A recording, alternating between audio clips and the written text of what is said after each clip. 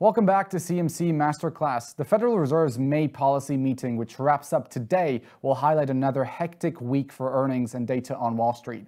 Markets are looking to consolidate a robust year-to-date gains for the U.S. indices. Yesterday, the sale of First Republic to JP Morgan was announced, which highlighted the second U.S. bank failure since the collapse of SVB Financial in early March. However, as we come into the new week, it feels as though the market has been less concerned about the shakeup in the banking sector. Instead, all eyes are focused on Fed rate expectations. Joining me to make sense of these market events and minimize behavioral bias through technical analysis is the chief market strategist at StockCharts.com and the host of the show, The Final Bar, David Keller. David, I take you as an inspiration, and it's a pleasure to have you today. It's good to see you, Ricardo. Thanks so much for bringing me on today. So, David, the Fed is widely expected to deliver its 10th consecutive rate hike. What follows, however, remains debated. The key here remains disinflationary trends. So let's review some facts with you. Data released last week showed the U.S. economy slowed more than expected in Q1. Meanwhile, progress on the inflation front remains slow. We saw U.S. core PCE price index didn't cool as much as expected. I think starting today, every economic data point will take on added significance. Despite inflation cooling down, the real challenge begins now. I just want to get your take here. And is recession here yet? It's a fantastic question, and I think that open question is what is creating this sort of choppy, sloppy environment that I would describe, but probably best describe the last 3 to 4 months as. Certainly in the U.S. equity market, if you look at where we're at today and go to the left on the chart, look at how many times we've been at this same level over the last 12 months. It's a number of times, and that's really the nature of a bottoming process. And it's not a bottoming moment. It's not a bottoming day. It's a bottoming process that takes weeks, months, to really formulate. So the question of whether we're in a recession, that's the sort of thing, to be honest with you, much further down the road, we'll look back and see exactly when things happen. We'll be able to back into the economic data. But we all have to remember as investors that the best leading indicator for the economy is the stock market, right? So by watching equities should ideally recover well before the economic data starts to improve. The challenge now during Fed week, of course, is just trying to figure out this goal line that has been a very fluid goal line, right? An indeterminate goal line. But I think we're starting to get the sense that this May meeting may be the last rate hike for at least for the foreseeable future, and then potentially rates coming down toward the end of this year. But if you look forward, if you look in future months, the market overall, if you look at the futures market, not really in a great consensus as to when what that future path is going to be. So I think all the signs of the recession are very much here. The question is how much further deterioration equities may have given that. And I would say the normal cycle, the traditional recession playbook says there's probably further to go. There's a lot of points I want to get back into there, David. But in these environments, what charts should we watch, especially this week? So, when you're thinking about a couple things I would think about, number one would be just the general level of the indexes. And when you think about the S&P 500, the NASDAQ composite, even the NYSE composite, I'm showing the S&P 500 here. If you look, all of them have traded up to resistance, but not traded through resistance. And that's a key differentiator as a technical analyst, right? In a sort of challenged market, stocks will trade up to a key resistance level. Think of the chart of JP Morgan trading right up to resistance, but then not sort of following through. And you're seeing that right now with the major equity averages. The second thing I would think would be volatility. And one of the really interesting parts of the market, one of the conditions we're experiencing is that the market's actually holding up, but the volatility is actually very, very low. If you look right now, the VIX was ranging between around 20 to 30, 35 for most of 2022. That's now settled down. We're bouncing off of a VIX level around 16. That's actually the lowest level we've seen since 2021, which was more of a slow and steady uptrend. So I think the bull case for stocks from here is not just the S&P getting above 4,200, but volatility remaining low. So I think the chart of the VIX might be a really important one to watch as we sort of grapple with potential uncertainty through Fed week. Yeah, it's a great point that you mentioned out there with the S&P. I reckon what shocked the markets, especially myself, is the strong performance of the major U.S. indices. We talked about the S&P now. This bullish bar closed right on the highs and above the trend line resistance. I like to look at the index on multiple time frames. And, you mentioned something around that resistance at 4,200, but there seems to be an active head and shoulders with a target of 4,280. This all bodes well for the start of May. But with the FOMC meeting and the ECB meetings ahead, can momentum be maintained to reach a new 52-week high, or, as the saying goes, sell in May and stay away? So you bring up the aspect of seasonality, which is crucial, right? We're talking about the major averages testing resistance right about at the time during the normal calendar year when that starts to not happen so consistently, right? May is actually one of the worst months for stocks after April being one of the strongest months. So, April moved higher for the major averages, a little bit higher, not dramatically higher, but overall pretty decent. And year to date, the S&P is having a pretty decent year so far, up, 5 to 10%, depending on how we chop around. The sustainability of this uptrend from here, though, would mean we'd have to do some unusual things according to the normal calendar structure, particularly in a pre-election year, right? So last year was the midterm election year, which usually bottoms in October. That fit the playbook very, very well. A pre-election year usually is pretty strong in the first half of the year, up until around May or June, and then things start to get a little rough. And usually there's a pullback in May. So we're right at the end of a Fed rate hike cycle, most likely here in May. We have the S&P testing resistance right at the time when the seasonality would suggest we cool off a little bit. For me, this is what continues to reinforce the challenge of this market, not to break above current levels, but to break much further beyond that. And I think the limited upside that's available for equities means investors will probably have to go elsewhere to find upside opportunity. The good news is, even though the major averages are struggling at times, there are certain areas of the market like big tech and home builders and gold stocks, semiconductors, that have actually had a much, much stronger year. So opportunities are out there. You just have to be able to find them. Right. One thing following from the tech earnings last week, the NASDAQ, from a technical perspective, also remains in a bullish phase. We could say that it's reaffirmed by a higher top, higher bottom sequence. But my take is, as long as the index remains above support of 12,725, I think around that area, the short-term upward pressure is likely to remain intact. What's your take on the tech index we'll be looking for ahead, during, and after the meeting?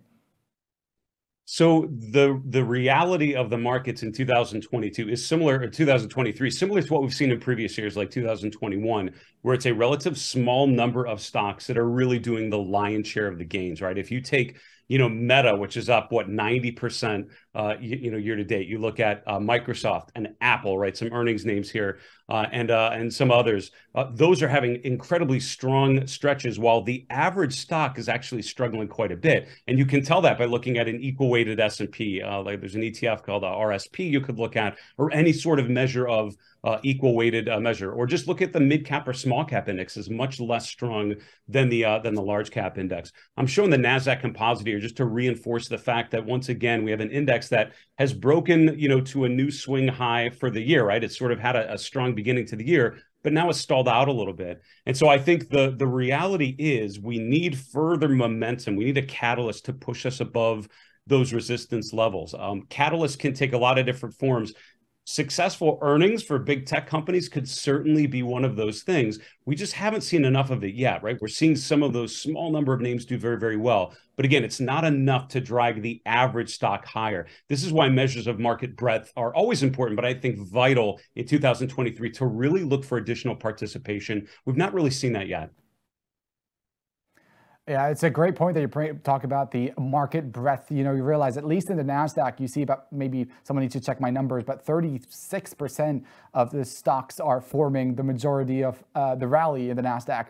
Just on that as well, do you reckon moving into earnings season now, that's going to continue as a trend, or what are you eyeing specifically for earnings season this week?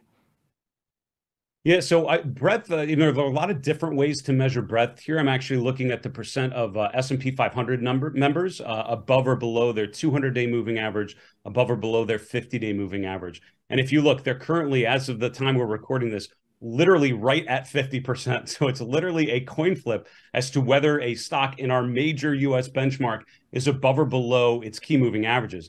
That's not a bull market configuration, right? A bullish configuration is you get a much higher number, which means earnings have to be strong, but not just that companies are beating earnings, but they're showing optimism through the remainder of this year. They're indicating that inflationary pressures are not going to overwhelm their business model. That's not what the charts are telling you, right? The investors will sort of acknowledge that optimism by buying stocks and by pushing prices higher, we're not seeing enough of that follow through for the average stock. So any measures of breadth, particularly in the NASDAQ, looking at the S&P like we're showing here, they need to improve from these levels and be over 50%, is pretty much my general back of the envelope level to tell you that there's enough participation that there can be staying power to the uptrend. Earnings season is often an opportunity when that happens. We're just not seeing enough of the follow through yet to sort of signal, in my mind, an all clear that we have further upside from here. Right. It's funny that you talk about earnings doing really well. I think just a couple of months ago we were talking about how certain stocks and indices in general are being overpriced, and now we're talking about better than expected provisional earnings, especially for next quarter. Do you expect that trend to keep going? I know you mentioned slightly around that.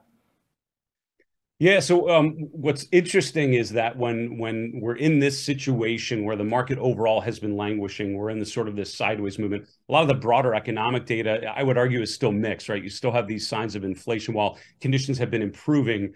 They're not great yet, right? They're not sort of at the, okay, now we've hit the finish line. And you would see that by the fact that risk assets would start to improve, right? We're not really seeing the general rise in risk assets, that optimism, that sort of renewed confidence in the economy that would indicate that investors are sort of ready for that all clear sort of signal. So when I think about the economic data between now and in the coming months, as the Fed sort of continues this rate hike cycle, another 25 basis points most likely this week. When you look forward from that, it's what the trajectory is there. And there, I think it's all about interest rates and what happens to the 10-year, right? If you think about a rising rate environment, which I would argue we've very much been in now for a couple of years, and I think that's the longer term trend. We've seen a short-term pullback with a 10-year yield going from about 4.25 down to around 3.25, but now sort of bouncing up a little bit. Rising rates tend to not be great for mega cap growth stocks, right? If you think about it, there's a big conflict right there. So we're looking at earnings season for some catalysts. We're looking for some of these big names that have the opportunity to really raise our benchmarks because there's such a large weighting. The challenge is we're also in an environment where those types of companies actually are a little more likely to struggle because rising rates make those future earnings a little more attractive. What that tells me is to look for opportunities within some of the more value-oriented parts of the market. Look for recovery in financials, which we're probably arguably not seeing enough of yet, in industrials and materials and those types of companies that would tend to do better in a rising rate environment. That's what a recovery, I think, will start to look like. I think a lot of investors are not prepared for a bull market led not by growth, but by value. And I think that might be what this next one is most likely looking like. Yeah, I just want to pull back a little bit back into earnings. Apple focused on Thursday. I've heard there's speculation around that earnings after the bell can complicate post-FOMC moves. Are you seeing anything interesting technically on the charts? Yeah, no, that's a really interesting question. And sort of the Fed meeting playbook over the last 12 months has been, sort of a quiet period leading into the Fed announcement. That's pretty normal. And we certainly are seeing that this week for sure. Then you have the announcement, which is usually not a big surprise, but then the press conference. And the press conference is basically a volatility injection to the market. You get a lot of quick fluctuations as everyone's hanging on every syllable just to see what happens. Then the rest of the day, actually, usually Fed days have been fairly constructive, right? You've actually seen a nice bounce overall on the average Fed day. But then it's sort of what I call the digestion period, right? It's sort of now what, right? Now that we're not guessing what the Fed is going to do, we sort of have some clarity there. Now what? And we start to look for additional catalysts. The fact that this is happening right in the middle of earnings season, the fact that we have a company like Apple reporting right after this, I think it will make those earnings a little more magnified than normal, because not only do you have that Fed announcement, then it's going to be, okay, what's next? That will be our first moment of sort of getting something else to think about besides this 25 basis point hike. So I think Apple's earnings could be crucial. It won't take much. I think a lack of optimism about regulatory pressures, about general economic conditions, about the prospects of inflation, impact on iPhone sales and others. Very easy to throw a wet blanket of sorts on the market, and that's why I think going into a week like this, you always want to be thinking about your exit strategy. Think about downside protection, and at what point, at what level you need to start getting defensive, just in case that might happen. It's a great case in point where we looked at Amazon last week. These stocks rallied immediately after earnings and then right back down to where they started. Moving a little bit away from the indices and the earnings, it looks like OPEC made the right call when they stunned markets with a surprise output cut. We saw the short-term crude demand outlook has not been getting any favors from central banks. Today's high-risk event could have an impact not only on the dollar, but the general market sentiment, which in turn could affect oil prices. What should traders keep an eye out for a WTI crude? So it's interesting, so much of what I find valuable about technical analysis is it's less about what should happen and more about what actually is happening, right? And a perfect example, I mean, things like gold that have been a surprise at times, right? Gold has struggled in an inflationary period. That's sort of not the normal playbook you would expect. And I think with crude oil as well, I think a lot of people are surprised with all the news flow that we've seen around oil. The crude oil prices haven't moved higher to the degree that you might have expected. Just recently, and I'm showing my chart of crude oil here, we spiked up right to the 200-day moving average and then rolled right back over. And for a brief moment, for a day or two, all of a sudden it felt like, okay, now crude is breaking out of this range. Higher crude prices, this is going to be great for energy stocks, the big oil producers. This is maybe when they reemerge as leadership. It didn't happen, and you're seeing once again the crude oil prices, the XLE, all sort of pulling back to sort of mid-range to where they've been. So I think the challenge for energy stocks, the challenge for oil prices, we just haven't had enough of a follow-through. They continue to be range-bound. This is at the time when the dollar has had a lot more aggressive fluctuations. Gold prices have been much stronger. So I think within the commodity space, there are other areas like gold, silver, precious metals that have certainly demonstrated their ability to perform better than oil so far. Indeed. And, we look at the call today, probably 25 basis points most likely, and then the press conference, which is likely to tell us whether they're hawkish or even more dovish or even a pause. Do you think for gold, there's a potential to move above that 2,000 resistance line that's been lingering over for a while? And it's interesting. It's not just a resistance line, right? This is the level, right? We're at peak gold so far, right? And so the difference between, as I mentioned earlier in our discussion, right? There's a difference between trading up to resistance, which is what I think gold has done, and trading through resistance. We're, pun intended, very much in uncharted territory if gold can get much above 2,000, because this is really the peak of where we've been for quite some time.